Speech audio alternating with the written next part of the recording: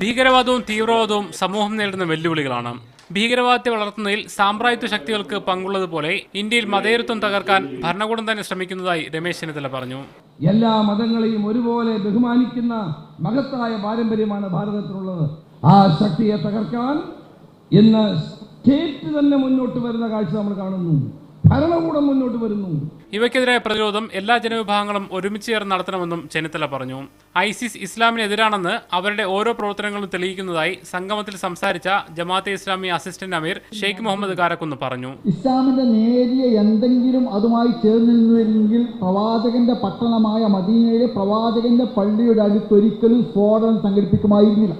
M Hasan, പന്നിൻ Raveendran, major archbishop Baselios Mar Cleemis Bava, Gururatnam Jnanathapaswi എന്നിവരും 35ഓളം മുസ്ലിം സംഘടനകളുടെ നേതാക്കളും യോഗത്തിൽ പങ്കെടുത്തു. മുസ്ലിം അസോസിയേഷന്റെ നേതൃത്വത്തിലായിരുന്നു കൂട്ടായ്മ. മീഡിയ 1 തിരുവനന്തപുരം.